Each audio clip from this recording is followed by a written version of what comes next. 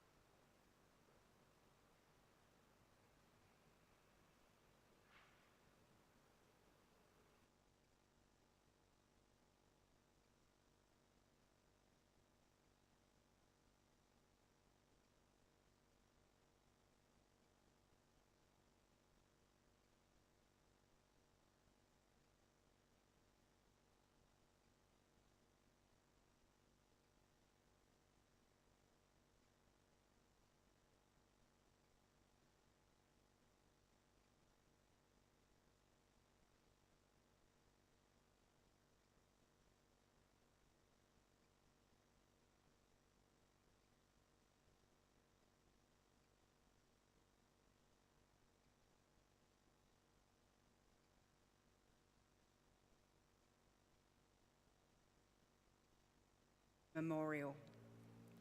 If you're able, please stand and join in singing the national anthem.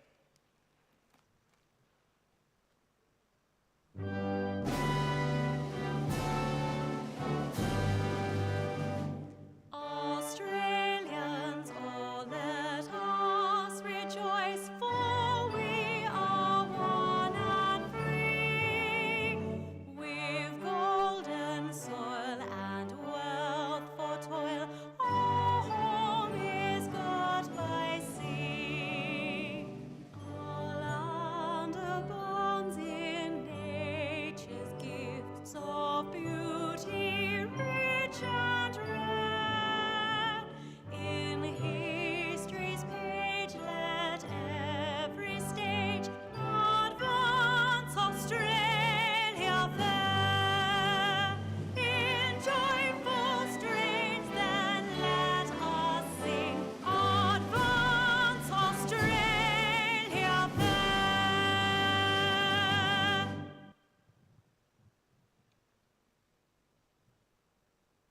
Please be seated.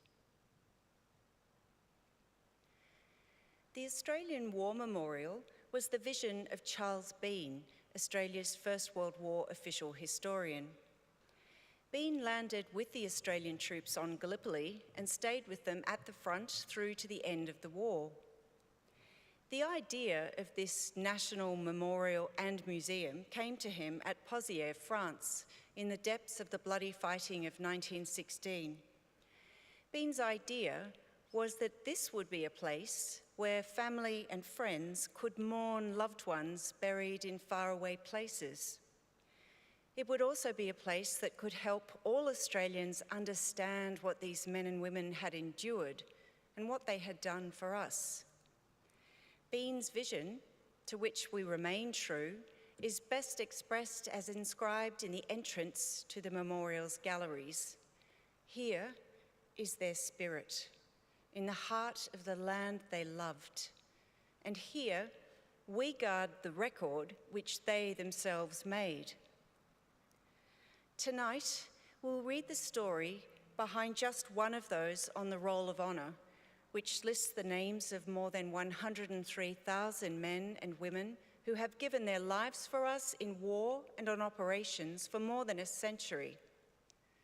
But first, we present a lament. Flowers of the forest, wreaths and floral tributes will now be laid at the base of the pool of reflection.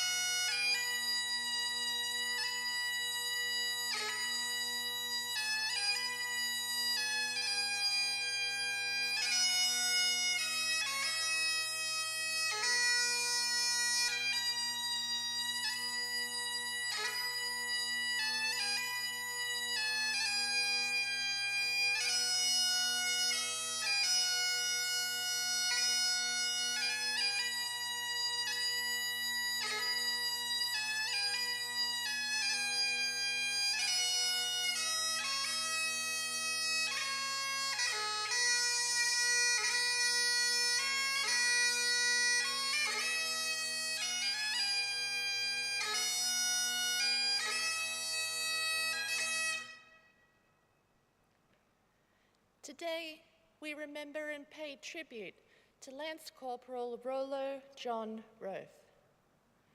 Rollo Rofe was born on the 24th of January 1892 in Norwood, South Australia. He was one of 9 children born to the Reverend William Henry Rofe and his wife, Emily Marion. Rollo received his initial education at Borough State School and then at school in Unley and Gladstone. As a young adult, Rollo worked briefly for the Postal Service before working as a shop assistant in Strathalbyn. When the First World War broke out in 1914, Rollo was living in Riverton, where he ran a farm with his brothers. Rollo Rofe enlisted in the Australian Imperial Force on the 8th of March, 1916. He was assigned to the 20th Reinforcement of the 10th Infantry Battalion with the rank of private and began training in Australia. He embarked for active service in August that year, sailing from Adelaide on the troop ship Anchises. After several weeks, Private Rofe arrived in England, disembarking in the seaside town of Plymouth. He was made acting corporal and was then sent to camp to continue training alongside other new recruits. In December 1916, he began his journey to the Western Front. He was taken on strength of the 10th Battalion on Christmas Day, arriving just in time to experience one of the coldest winters on record. He and his comrades saw out the rest of the year with fatigue duties in the camp and carrying out repair works on the railway. In early 1917, German forces began making a strategic withdrawal to the Hindenburg Line. Rofe and his comrades participated in the advance which followed with regular raids on enemy lines. In May 1917, Rofe was promoted to Lance Corporal and spent a brief period in hospital. He returned to the front in July, and in September, the 10th Battalion moved to Belgium. Taking up positions on the Ypres salient, Rofe's unit then took part in major battles, including Polygon Wood, Broadcinder, and Passchendaele. Rofe and his comrades spent the rest of the year enduring cold, wet, and muddy conditions. In the new year, Rofe was sent to the Brigade Engineers School for a week away from his unit. Soon after his return, German forces launched a series of large-scale attacks along the front as the enemy sought to break through Allied lines. Rolf's unit relieved the 2nd Battalion around Mériz at the end of May. There, on the 2nd of June 1918, Rofe was involved in an attack on the enemy's defences in cooperation with the 11th Battalion. They pushed forward under the cover of darkness and were quickly successful, capturing 8 machine guns and 31 prisoners. During the advance, Rofe was placed in charge of a small group of men and ordered to move forward to deal with the barbed wire ahead of them. While doing so, he was killed by enemy fire. Following the raid, Rofe's comrades were able to retrieve his remains and lay his body to rest. Today, he is buried at Bourg British Cemetery in France beneath the words chosen by his parents, son of Reverend W.H. and Mrs. Rolfe of Prospect, faithful unto death.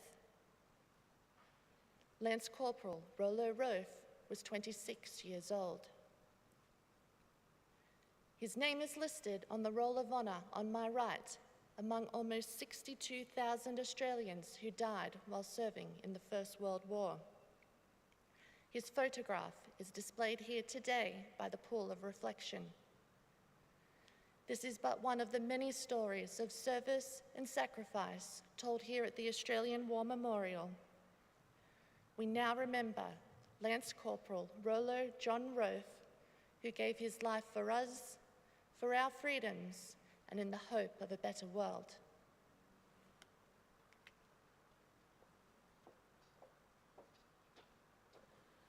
Please stand for the reading of the ode and the sounding of the last post.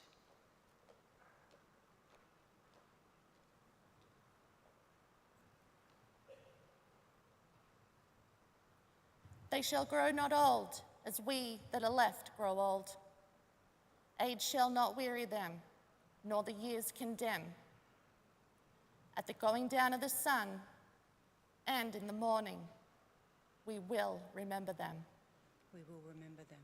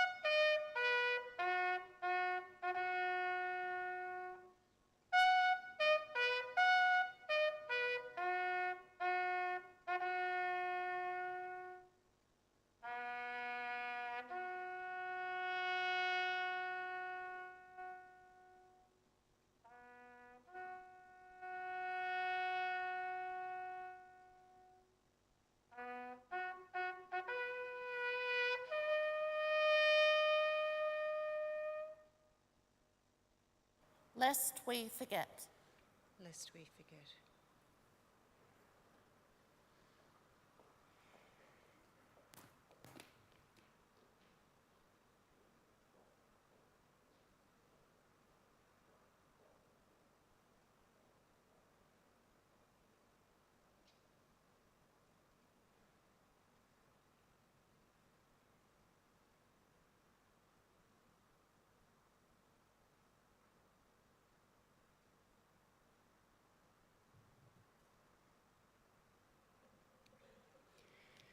we leave you this evening with the words of the memorial's founder, Charles Bean.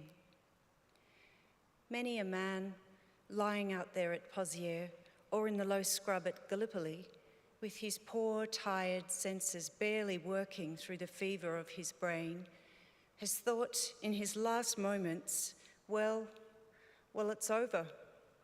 But in Australia, they will be proud of this. Ladies and gentlemen, that concludes the last post ceremony. On behalf of our director, staff and volunteers, thank you for visiting the Australian War Memorial today and for your continued support of the Memorial's development project.